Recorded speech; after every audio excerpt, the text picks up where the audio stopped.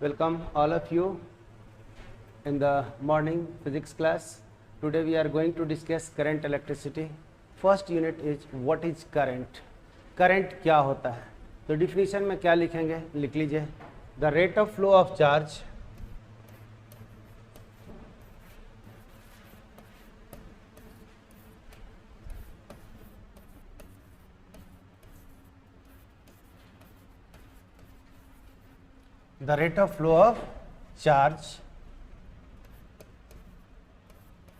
is called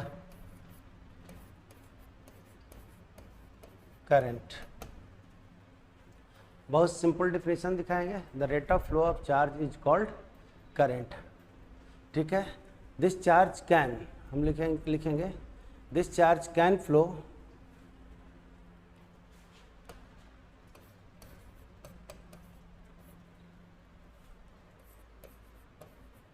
this charge can flow in the solid, liquid or gaseous medium. Okay. ये solid, liquid और gases और in the free space और in the free space. ठीक है भाई. और in the free space, ये कहीं भी चल सकता है. आपको हमने बताया है. हम लोग को जो पढ़ाई करना है, आप लोग जान ही रहे हैं कि कंडक्टिंग मीडियम में पढ़ाई करना है, तो हम लोग उसका भी चार्ट बना लेते हैं कि कौन कौन सा में कौन कौन सा. Sir please give examples. Gaseous state में सोनाली आप ये जान रहे हैं कि आपका जो ट्यूबलाइट होता है ना, ट्यूबलाइट जो मरकरी जिसको कहते हैं, आप इमर्चरी में डिस्चार्जिंग ट्यूब पे होते हैं. गैस जो होते हैं लो प्रेशर पे होता है, हाई पोटेंशियल डिफरेंस होता है. ठीक है. और हाई पोटेंशियल डिफरेंस वहाँ पर जो स्पार्किंग हो जाते हैं, तो जो अंदर का गैस होता है आयंस बन जाता है और आयंस एनोड से कैथोड की ओर चलते हैं. तो ये आपका एग्जाम्पल है, बहुत सिंपल सा ये है गैसियस मीडियम का एग्जाम्पल्स. वैक्यूम ट्यूब जो हम लोग कहते थे, डायोड पहले ज़माने में पढ़ते थे. हम ये सब डिटेल्स बताए हैं. Ohm's law, non Ohm's law थोड़ा आगे बोलेंगे, बट उम्मीद करते हैं कि ये क्लियर हो गया होगा. वैक्यूम ट्यूब जो हम लोग कहते थे ना पहले ज़माने में, जो डायोड होता था, उसमें भी आपको ये चीज़ फ्री स्पेस, लीस्ट प्रेशर मतलब एटमॉस्फेयर वहाँ पर न के बराबर होता है. गैस बहुत कम होते हैं. और जब हाई पोटेंशियल लगाते हैं तो जो गैस मॉलिक्यूल्स होते हैं ना, ड्यू टू हाई पोटेंशियल के कारण एनर्जी हाई मिल जाएगा और उसके कारण वो हाई मोशन में हो जाते हैं. और मोशन में होते हैं तो दूसरे एटम के साथ टकराते हैं, आयोनाइज कर देते हैं. आयोनाइज कर देते हैं और एक तरफ पोटेंशियल प्लस और एक तरफ माइनस होता है इलेक्ट्रोड का. तो जो अगर प्लस वाला रहेगा माइनस की ओर जाएगा, माइनस वाला रहेगा वो प्लस की ओर जाता है. ये ट्यूबलाइट इसका एग्जाम्पल भी है ना, डिस्चार्ज ट्यूब हम लोग का. चलिए, the rate of flow of charge is called current. आपका डिफिनीशन देखिए माय डियर, आपको एग्जाम में इतना ही लिखना है. हम ये सब नॉलेज के हिसाब से काफ़ी कुछ पढ़ाते रहते हैं ना. ये देखिए, rate of flow of charge okay is called current. कहीं कहीं लिखता होगा किताब में, देखिएगा rate of flow of charge through the conductor is called current. ये 12वीं में सिलेबस कंडक्टिंग मीडियम में पढ़ना है, इसलिए ये डिफिनीशन देता है. बट हम एक जनरल डिफिनीशन आपको दे दिया है. It is the perfect thing, कहीं कोई दिक्कत नहीं है. करेक्ट है ना. एंड ये कहेंगे this charge can flow in the solid, liquid, gaseous और in the free space. Free space मतलब जहाँ एटमॉस्फेयर नहीं है या आपका वैक्यूम है, वहाँ भी आपका चार्ज चल सकता है. करेक्ट है. एनीवे, अगर हम लोगों ने बात करेंगे सॉलिड मीडियम में, तो कंडक्टर में हम लोग लेते हैं. तो in the conducting medium, solid medium में हम लोग बात कर लेते हैं. तो फर्स्ट में लिख देते हैं सॉलिड मीडियम. करेक्ट है भाई. तो यहाँ से देखिए हमारे पास जो वैल्यू आने वाला है, सो देखिए first solid medium. Solid medium में ये देखिएगा कॉपर है, आयरन है, जिंक है, एजी है, बगल में रख देते हैं मेटल. ओके. गोल्ड है. ये सारा चीज़ हम लोग को आएगा. बहुत सारे एग्जांपल दिए, बगल में हमने मेटल लिख दिया. जो भी मेटल लेना है ले लीजिए. बट आप लोग जानते हैं कि ये जो सिल्वर होता है मोस्ट कंडक्टिंग माना जाता है. उसके बाद कॉपर है. गोल्ड तो है ही, लेकिन गोल्ड जनरली हम लोग प्रैक्टिकल यूज में नहीं करते हैं. ओके, सॉलिड मीडियम, ये हम लोग मेटल ले लिया, एंड इस मेटल में free electron is responsible for the flow of electron. Free electron मतलब electron can move in the outermost orbit, okay, from one orbit to another orbit of the atom but inside the material. समझ रहे हैं ना? तो हम लोग ये कह देंगे कि कौन सा चीज़ रिस्पॉन्सिबल होता है, तो यहाँ पर आप लोग कहेंगे आयंस भी नहीं होता है, होल्स भी नहीं होते हैं। Free electrons are responsible for the setup of the current. एक लाइन में लिख दें तो ये लिखेंगे free electrons, free electrons are free electrons are responsible for the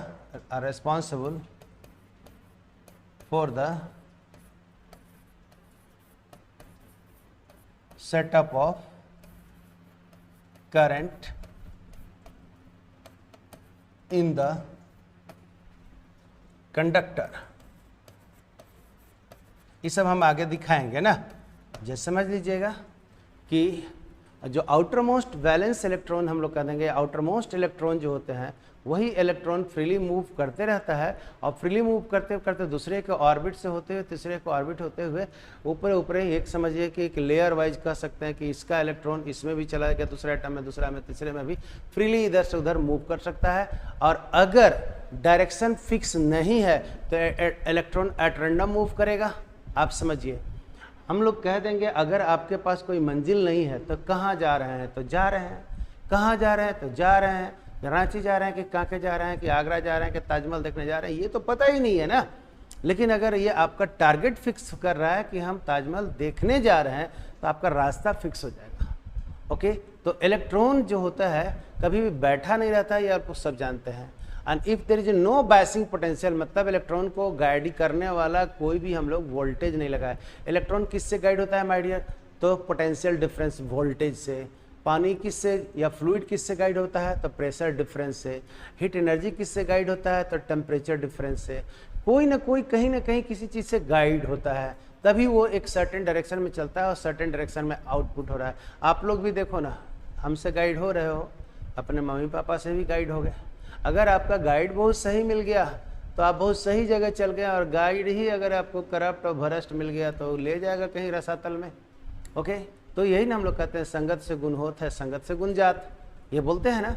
तो बात यहाँ भी हम लोग को वही सही कुछ है कि ये जो आपके पास इलेक्ट्रॉन का जो मोशन होता है वो गाइड होता है पोटेंशियल डिफरेंस से, और वो पोटेंशियल डिफरेंस के कारण ही इलेक्ट्रॉन एक सर्टेन डायरेक्शन में चलता है।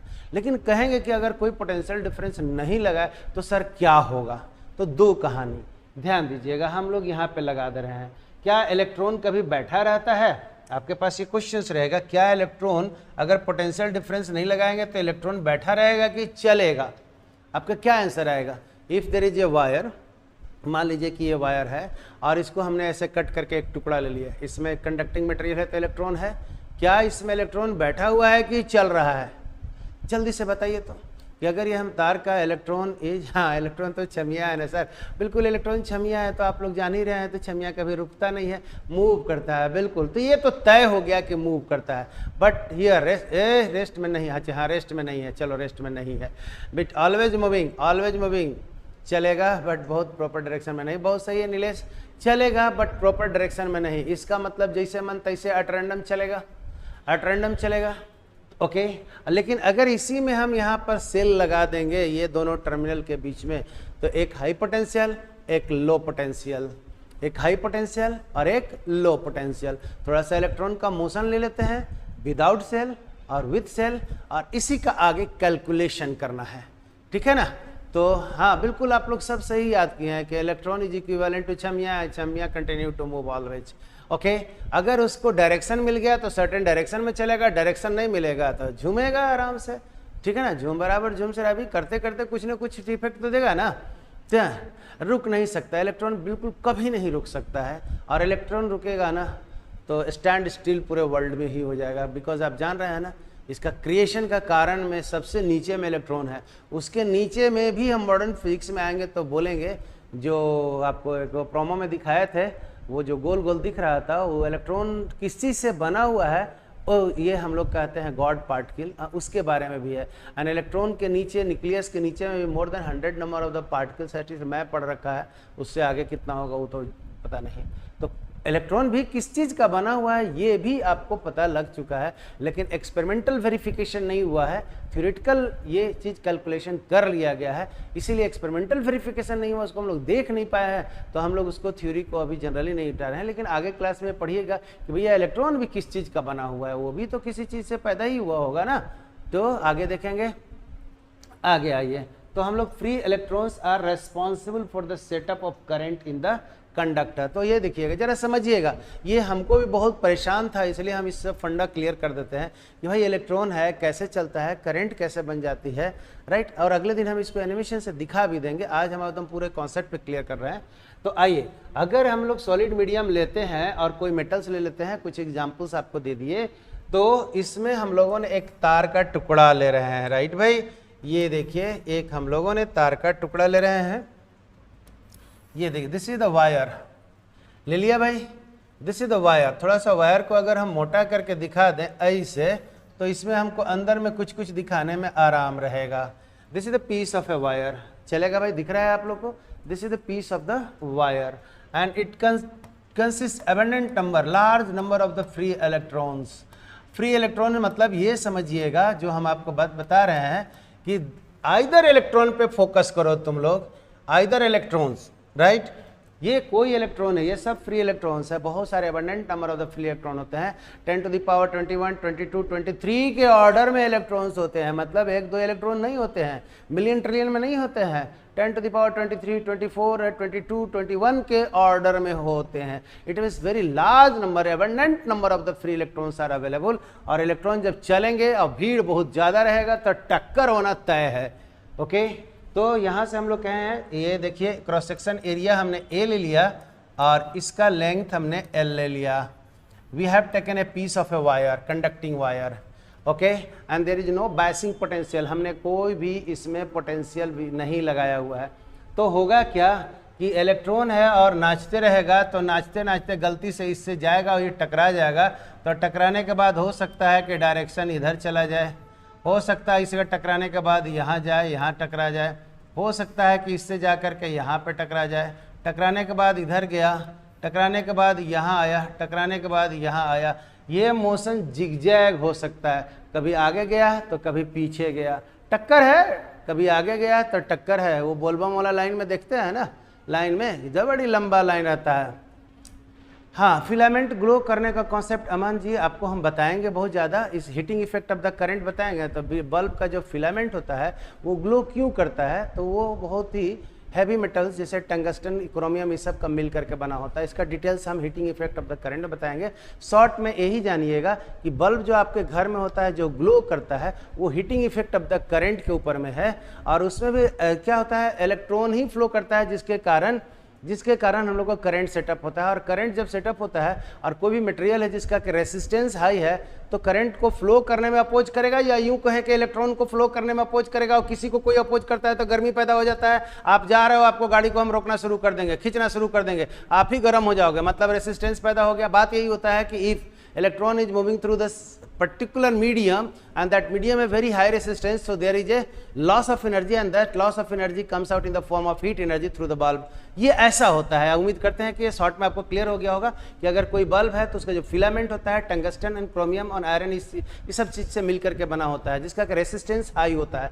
और रेसिस्टेंस हाई होगा तो यहाँ से देखिए गया और जाने में जैसे ही वहाँ बल्ब का फिलामेंट तक पहुँचा तो वहाँ पर देखेगा क्या वहाँ से कि भैया वहाँ तो रेसिस्टेंस ज़्यादा है, रेसिस्टेंस ज़्यादा है तो इलेक्ट्रॉन को वर्क ज़्यादा करना पड़ेगा, एनर्जी का लॉस हुआ, वही लॉस ऑफ एनर्जी हीट के रूप में निकलता है और ग्लो करता है। लेकिन आपका घर में जो ट्यूबलाइट है वो डिस्चार्जिंग फिनोमेना है, बल्ब जो है हीटिंग इफेक्ट के फिनोमेना में है। और बल्ब के लिए आपका किताब में लिखा तो नहीं है, लेकिन मैं इसको एक अलग अलग हम चैप्टर पढ़ाऊँगा, ठीक है ना, एक अलग अलग चैप्टर पढ़ाऊँगा। पेशेंस रखिएगा कि सर ये कितना पढ़ा दे रहे हैं। हम इसलिए पढ़ा रहे हैं कि हमको IIT और नीट का पेपर दिमाग में एक यहाँ पर है, और जो क्वेश्चन आया हुआ है सबको लेते हुए हम कॉन्सेप्ट थ्योरी 1 by 1 करके रखेंगे। सो हैव पेशेंस, हम बार बार बोलते हैं कि have patience.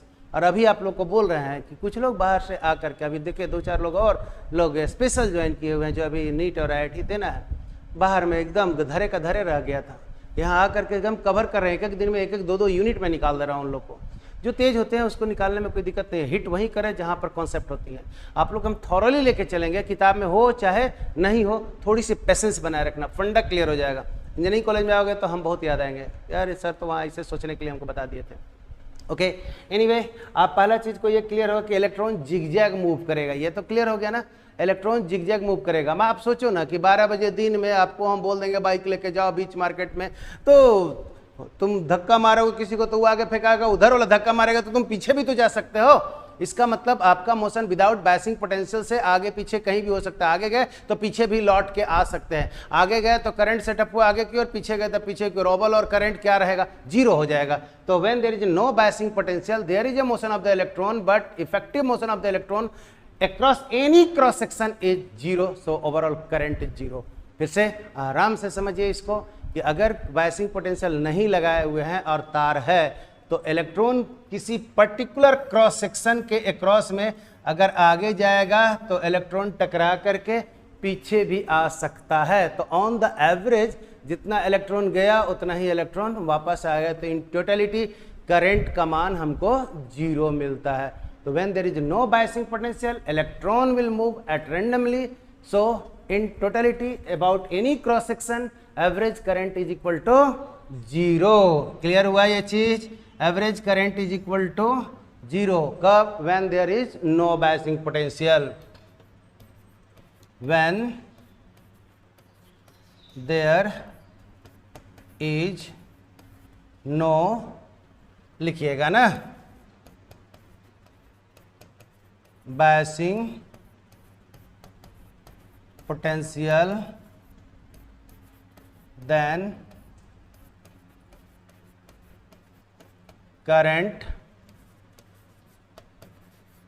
Setup in the wire is zero, although current moves but, although इसको लिख देते हैं, ऑल्दो इलेक्ट्रॉन मूव्स, इलेक्ट्रॉन्स कर देंगे तो electrons move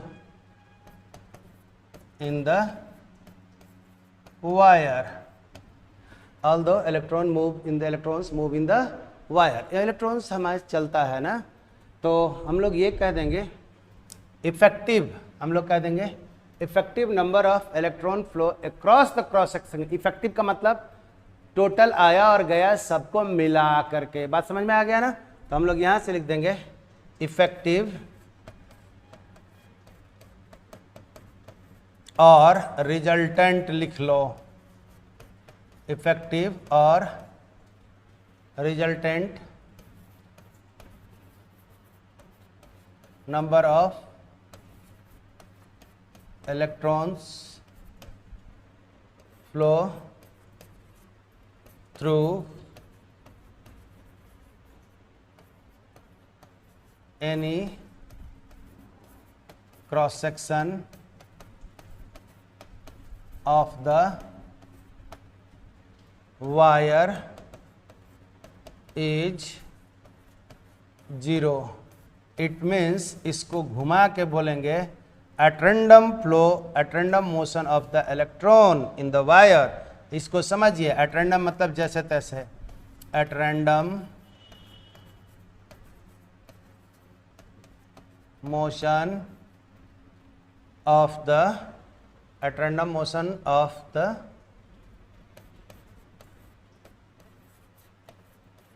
electrons in the wire. Okay, उम्मीद करते हैं कि ये सारी बात आपको क्लियर हो गया होगा। ये शॉर्ट में लिख दिया है ना, आपको सोचने का तरीका डेवलप कर जाएगा। आगे हम अभी और बात मज़े वाला फन वाले बात को बोलेंगे, ये आपके एग्जाम में नहीं पूछेगा, लेकिन हमको ऐसा लगता था कि ऐसा क्यों नहीं होता है, हम वो जरूर आपसे क्वेश्चन पूछेंगे, आप जवाब दीजिएगा। क्लियर है भाई? हम लोगों ने लिख दिया हुआ है when there is no biasing potential, no biasing potential. Biasing potential मतलब जो इलेक्ट्रॉन को सर्टेन में डायरेक्शन सर्टेन डायरेक्शन में चलाने के लिए जो हम एक पोटेंशियल डिफरेंस सेल लगाते हैं तार के दोनों टर्मिनल के क्रॉस में, उसी को हम लोग कहते हैं बायसिंग पोटेंशियल। मतलब सेल लगा करके इलेक्ट्रॉन को निश्चित दिशा में या करंट को सर्टेन डायरेक्शन में चलने के लिए हम लोग फोर्स कर रहे हैं, तो फोर्स करता है, किसी को फेवर करता है, उसी को तो बायसिंग कहते हैं।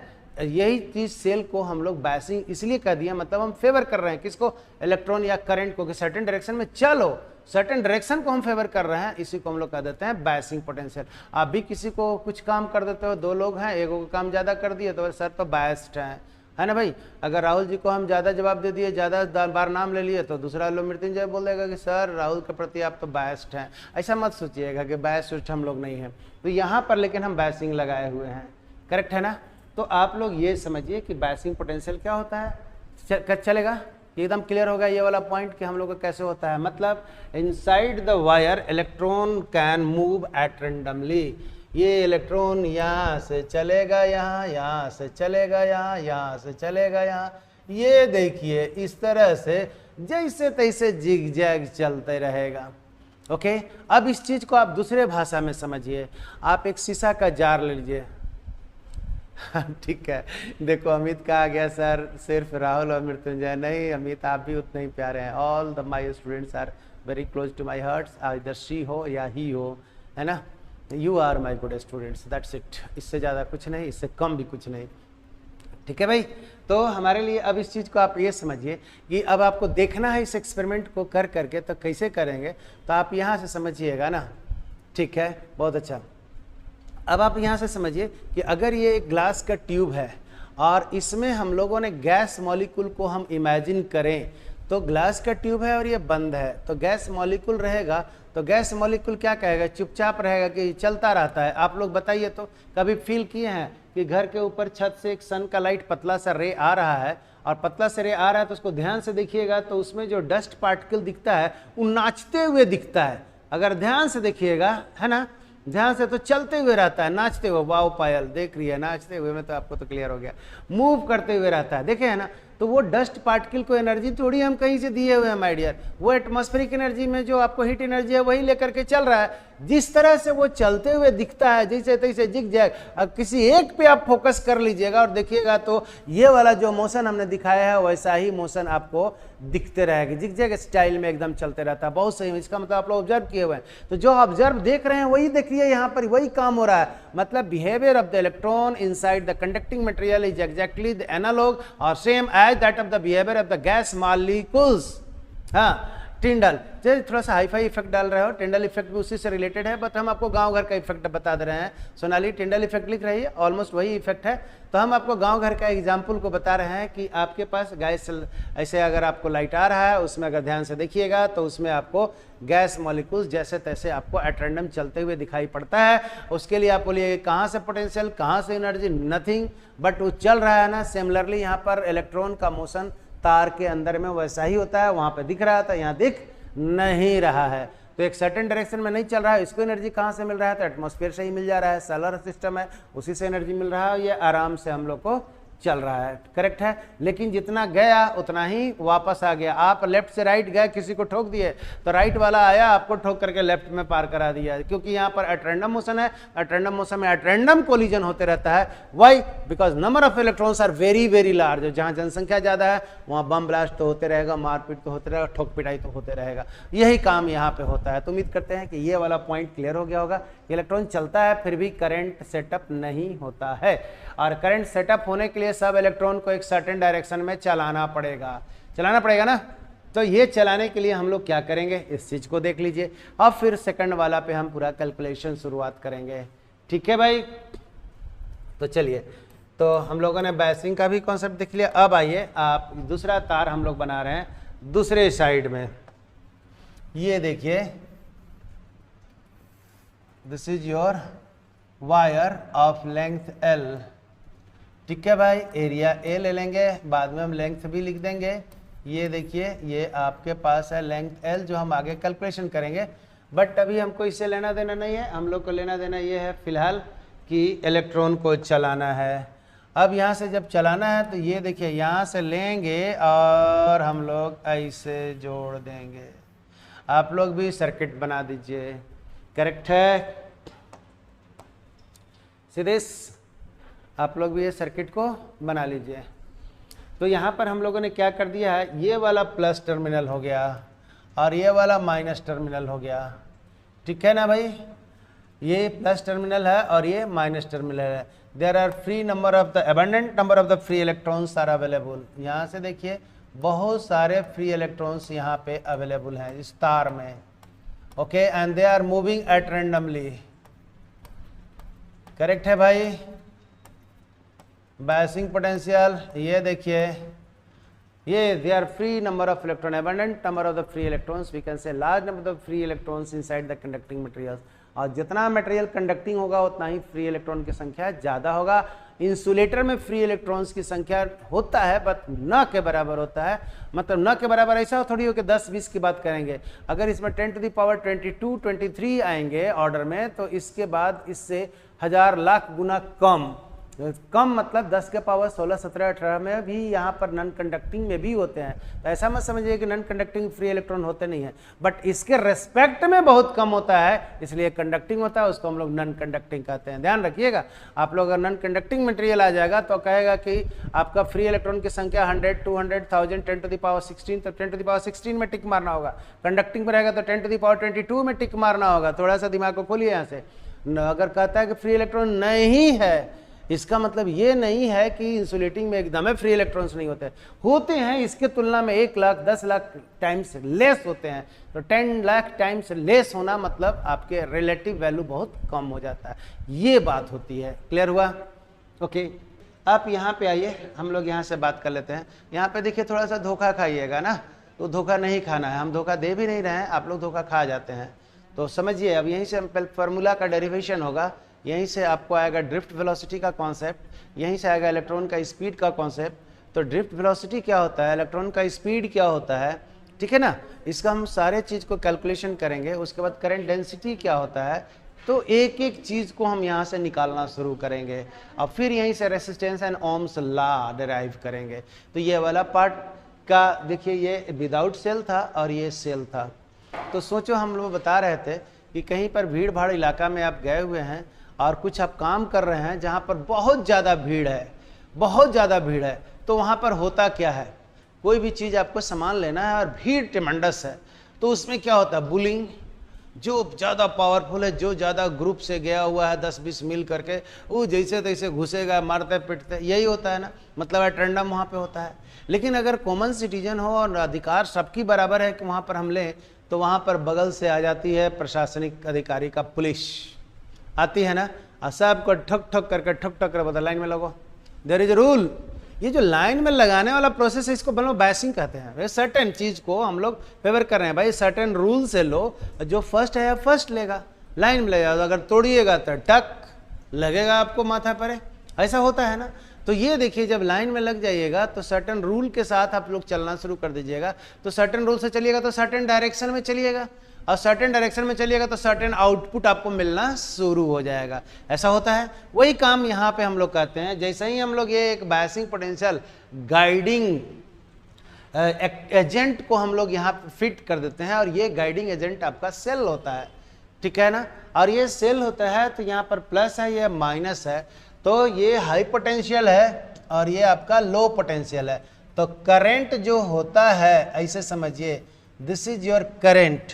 जो करंट होता है वो चलता है हम लोग को हाई पोटेंशियल से लो पोटेंशियल की ओर। ये देखिए, करंट का डायरेक्शन ये ऐसे होगा, current that move from high potential to low potential, whereas electron का जो डायरेक्शन हम लोगों ने बात करेंगे, इलेक्ट्रॉन का डायरेक्शन, ये देखिएगा, हम कलर बदल देते हैं, इलेक्ट्रॉन का जो डायरेक्शन होगा, this direction of the electron is from low potential to high potential. अंदर में जो इफेक्टिव इलेक्ट्रॉन एक डायरेक्शन में चलेगा, वो निगेटिव से पॉजिटिव की ओर चलेगा। तो इलेक्ट्रॉन को मोशन को हम लोग ये देखिए, ऐसे ऐसे ऐसे ऐसे ऐसे ऐसे ऐसे, ये देखिए दिस वे। नीचे में आप लोग दिखा दीजिए, ये आपको सब काम आने वाला है ना। This is the direction of the देख रहे हैं ना, this is the direction of the electron, current from positive to negative and whereas electron from negative to positive. Okay, electron जो चलता है ये बैटरी के निगेटिव पोटेंशियल से उठ करके पॉजिटिव पोटेंशियल तक जाएगा, और जबकि करंट जो है पॉजिटिव से निगेटिव, कल हम फर्स्ट क्लास में ही बोले थे कि direction of the electron current setup is opposite to the direction of the flow of the negative charge, ये बोले थे। तो हमारे पास किसी भी सर्किट में अगर आपके पास इलेक्ट्रॉन का फ्लो का डायरेक्शन आगे बढ़ते हैं तो इसमें क्या होगा, ध्यान रखिएगा, अगर पर्टिकुलर इलेक्ट्रॉन को देखिएगा तो इलेक्ट्रॉन स्पीड क्या होता है और ड्रिफ्ट वेलोसिटी क्या होता है, हम थोड़ा सा समझाने की कोशिश कर रहे हैं, और ये माइन्यूट है, जस्ट ट्राई टू अंडरस्टैंड। अब ये देखिए, जैसे हम लोग बायसिंग पोटेंशियल दे दिया तो इलेक्ट्रॉन एक सर्टेन डायरेक्शन में चलेगा, और इलेक्ट्रॉन एक सर्टेन डायरेक्शन में चलेगा तो सर्टेनली हम लोग का करंट एक सर्टेन डायरेक्शन में मिल जाएगा। यहाँ पर इलेक्ट्रॉन का मोशन जो था वो सर्टेन डायरेक्शन में था नहीं, here electron is moving at randomly, आगे भी जा रहा है पीछे भी जा रहा है, आगे के लिए करंट सेटअप हुआ तो पीछे के लिए भी करंट हुआ। In totality current value in the free wire without best ना, फ्री वायर में 0 होता है। तो कभी तार आपके हाथ में ऐसे दे देंगे तो बोलेंगे फ्री इलेक्ट्रॉन्स है, फ्री इलेक्ट्रॉन बैठा है कि चल रहा है, तो चल रहा है, करंट है तो नहीं है। लेकिन अगर हम लोग बैसिंग में कर देंगे तो करंट यहाँ पे है, इलेक्ट्रॉन भी है, इलेक्ट्रॉन चल भी रहा है बट सर्टेन डायरेक्शन में चल रहा है, due to this is guiding agent that is the biasing potential. Correct है। अब इसको हम थोड़ा सा माइन्यूटली नीचे उतरते हैं। ये देखिए, see this is the cross section of a wire, conducting wire हमने ले लिया। इस कंडक्टिंग वायर में अगर हम लोगों ने बात करेंगे तो ये देखिए कि इलेक्ट्रॉन इधर जाएगा, इलेक्ट्रॉन इधर जाएगा, इलेक्ट्रॉन इधर जाएगा, इलेक्ट्रॉन इधर जाएगा। ओके, हमारे पास एट रैंडम मूव करते रहता है ना, एट रैंडम मूव करता है। सी वैल्यू क्या है, this is a position and this is क्या है, बी पोजीशन। इसका फर्स्ट को lambda 1, this is lambda 2, this is lambda 3 and this is lambda 4 and dot dot dot dot, last वाला को हम लोगों ने नाम दिया लैम्डा 1, लैम्डा n। इस चीज़ को समझना, अगर हम लोग नाम यहाँ से दे देंगे 1 नंबर, 2 नंबर, 3 नंबर, ये देखिए this is your 4 number, this is 5 number and dot dot dot, यहाँ पर हम लोग आ गए 5 नंबर को आप nth पोजीशन समझिए ना, 5 नंबर को आपको क्या समझना है, nth पोजीशन समझना है। तो आपके पास ये डॉट डॉट हम लोगों ने यहाँ पर कर दिया। राइट भाई, आप ये समझिए ए नंबर से इलेक्ट्रॉन चलते चलते चलते बी तक गया। तो अब ये बताओ कि अगर हमारे पास बात करेंगे तो ये एक पोजीशन था और ये बी पोजीशन है, इलेक्ट्रॉन ए से बी तक जाने में कितना रास्ता कवर किया है आप हमको ये बताओ। ये ए पोजीशन था और ये वाला बी पोजीशन है, लेकिन वहाँ ए से बी तक आने में कितना रास्ता कवर किया है ये बता दो मेरे को। ए से बी तक जाने में how many length of the path, what is the length of the path electron has covered. आप लोग बता सकते हैं इस चीज़ को, बस समझने वाला फेरा है। इलेक्ट्रॉन एक से टकराया, यहाँ रास्ते में 2 नंबर पर कुछ इलेक्ट्रॉन था, टकरा करके बहुत किलोमीटर में चल दिया है। आप रास्ता बड़ा देख रहे हैं तो हम लोग इसको कहें लैम्डा 1 प्लस लैम्डा 2। तो लैम्डा 1 लैम्डा 2 क्या है, 2 कोलिजन के बीच का रास्ता। एक इलेक्ट्रॉन यहाँ से चला और चलते चलते जस्ट वन वे, यहाँ देखिएगा, but it could have done in one just way. हाँ ये देखिएगा, ये एक रास्ते में चलेगा लेकिन भीड़ इतना है ना कि गाइडिंग हम पोटेंशियल दे भी दिए हुए हैं, स्टील बिंदुओं के बीच में टक्कर होते रहेगा ना। तो टक्कर होते होते होता क्या है, ये चीज़ को देखिएगा। इसी पर यहाँ पर कॉन्सेप्ट आएगा इलेक्ट्रॉन स्पीड, और कॉन्सेप्ट आ जाता है इलेक्ट्रॉन ड्रिफ्टिंग का। ड्रिफ्टिंग मतलब होता है खिसकना, और खिसकना और होता है स्पीड में चलना, दोनों में अंतर होता है, ठीक है ना। खिसकना का मतलब थोड़ा सा अगर चेयर पर बैठे हुए हैं तो हम लोग कह देते हैं could you please drift a little bit. अगर हम लोग कहीं बैठे हुए हैं तो हम लोग किसी से रिक्वेस्ट करते हैं क्या थोड़ा सा बगल में खिसकने का कोशिश करेंगे, तो हम लोग could you please drift a little bit, थोड़ा सा खिसकेंगे, ये बात को हम लोग ऐसे बोलते हैं, ठीक है ना, जिसको हम लोग डिस्प्लेसमेंट का नाम देते हैं। लेकिन हम कहते हैं कि electron is moving with high speed, तो इलेक्ट्रॉन स्पीड होता है 10⁶ के ऑर्डर में। हम लिखते चलते हैं ये सब डेटा आपको, वेलोसिटी, ये देखिए speed of the electron, speed electron का होता है 10⁻⁶ मीटर पर सेकंड में, याद रखिएगा इसको, it's very like 10 lakh metre per second या 1000 किलोमीटर पर सेकंड। इलेक्ट्रॉन का स्पीड बहुत हाई होता है। तो ये 1 से 2, 2 से 3, 3 से 4 वाला जो रास्ते में दिखा रहा है, इलेक्ट्रॉन हाई स्पीड से चल रहा है, लेकिन चला ए से ले करके अभी तक आने में n number of the path चला, मतलब बीच में थोड़ा थोड़ा कहीं रास्ते में कोलिजन होते रहा। इलेक्ट्रॉन चला, टकराया, इंस्टेंट रुका, फिर बाइसिंग पोटेंशियल है, फिर उसको इलेक्ट्रिक फोर्स लगा, फिर वो चला, फिर बाइसिंग पोटेंशियल है, फिर फोर्स लगा। इस तरह से ये एक्सेलरेटेड मोशन करके आगे बढ़ते रहते हैं, लेकिन बीच रास्ते में टकराते रहे हैं, आगे भी गए, टक्कर होकर पीछे भी आ सकते हैं, आगे भी जा सकते हैं। But in effective biasing potential दिए हुए हैं, तो इफेक्टिवली ये जो है आगे की ओर ही बढ़ा है। बाइसिंग पोटेंशियल ए से बी की ओर खिसक गया, चला तो बहुत, लेकिन जो डिस्प्लेसमेंट हुआ वो बहुत कम होता है। तो यहाँ पर दो बातें होती है, ये एक तो नाम आएगा इसको v drift velocity, this is vd, इसका 10⁻⁵ मीटर पर सेकेंड या 10⁻³ सेंटीमीटर पर सेकेंड। कहीं 10⁻⁴ किताब में लिखा हुआ है 10⁻⁴ to -5, राइट, बट स्टैंडर्ड आप इसको थोड़ा सा ऑर्डर याद रखिएगा। Drift velocity is very very less. How drift velocity is very very less, हम ये भी अभी आपको कहानी पढ़ते हैं। ड्रिफ्ट मतलब आप समझिएगा कि आप यहाँ से अगर जाना चाह रहे हैं 1 किलोमीटर आगे तक, राइट, लेकिन रास्ते में इतना भीड़ है कि आप रास्ता में कितना बार कोलिजन किए हुए हैं, कभी आगे कभी पीछे। आप ऐसा, इसका एग्जाम्पल, मैं तो गया नहीं, लेकिन मैंने टीवी पर मोबाइल में सारा सिनेरियो देखा हूँ कि बोलबम में जब जल चढ़ाने जाते हैं लोग, मेरी मम्मी लोग गई हुई हैं तो मैं उनसे सुनता भी कहानी हूँ, तो मैंने देखा क्या कि जब आपको उसमें देखिएगा तो एक पीछे से धक्का मारता है तो आगे तक चले गए, फिर आगे वाला अगर पुश किया तो पीछे तक फिर आ गए, तो फिर धक्का मारा तो आगे तक, और धीरे धीरे करके लोग बढ़ना शुरू करते हैं। और हमको लगता है कि अगर 1 किलोमीटर दूरी अगर तय करना है तो 6 घंटा, 8 घंटा, 10 घंटा के समय लग जाता है लोगों को मंजिल तक जाने में।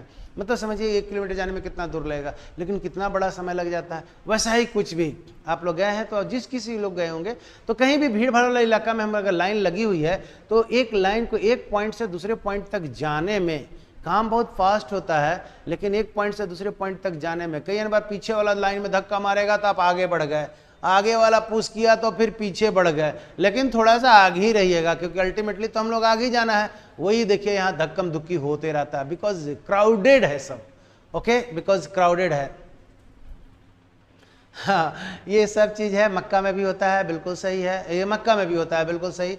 वहाँ भी देखे हैं कि हमारे पास देखिएगा तो इतना भीड़ होता है ना, ये आपके पास सावन के मेला में जाइएगा, कई बार उधर में भी हो जाता है, कई अन्य जगह पर है जहाँ हम तो कह रहे हैं कि कहाँ कोई भीड़ भाड़ वाला इलाके में है। समझते हैं कि जब ऐसा हो गया तो यहाँ से भैया ये drift velocity, speed of the electron is very very high but drift velocity is very very low. Drift मतलब इलेक्ट्रॉन चला बहुत लंबा रास्ता, बट डिस्प्लेसमेंट कितना हुआ ये देखो, तो displacement is very very small.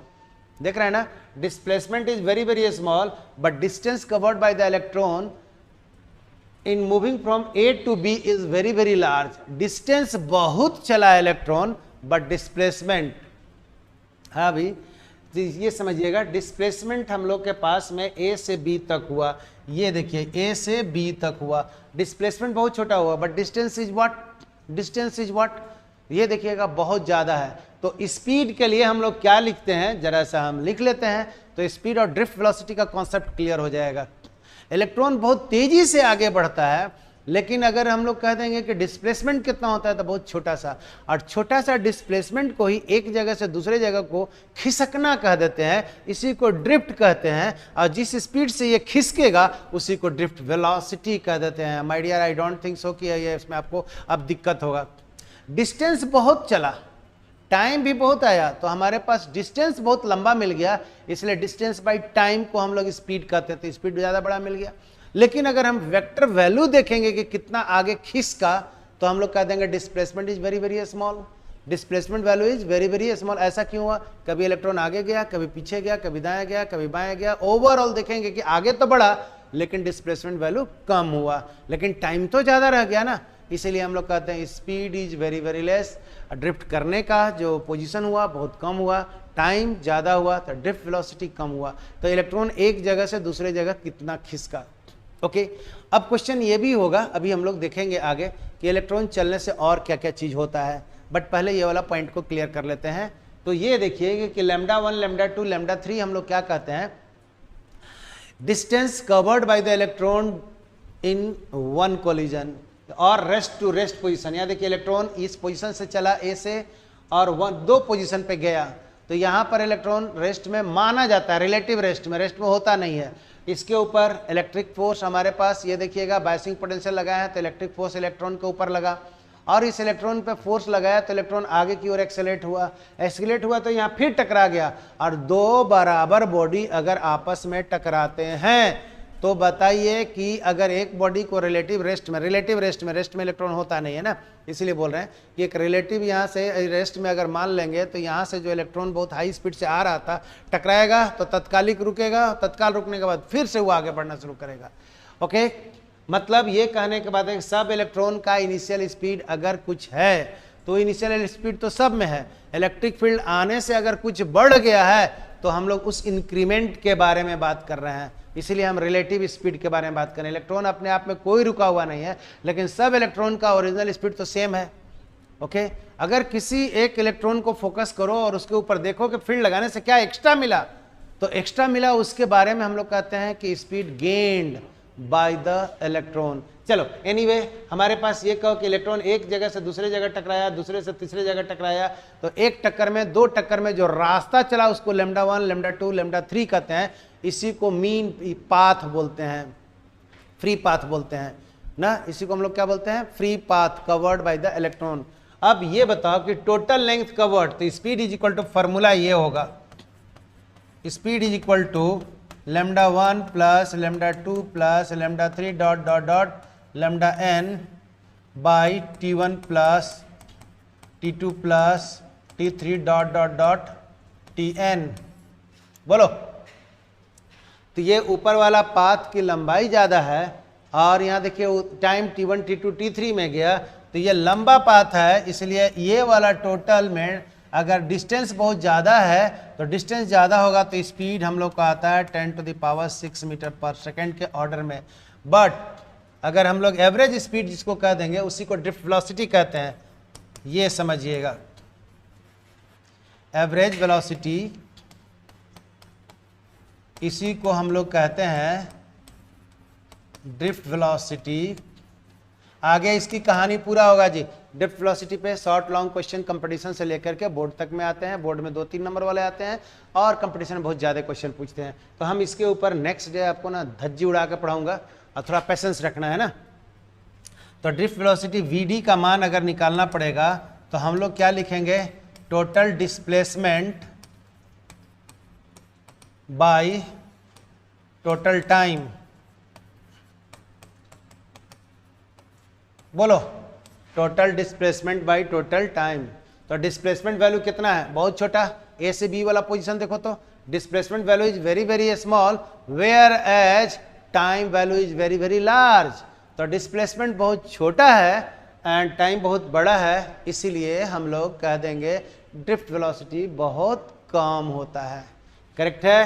तो ये this is of the order of 10⁻⁵ metre per second. ऐसा क्यों हुआ तो इसके बारे में लिखेंगे हम लोग। Displacement is very small,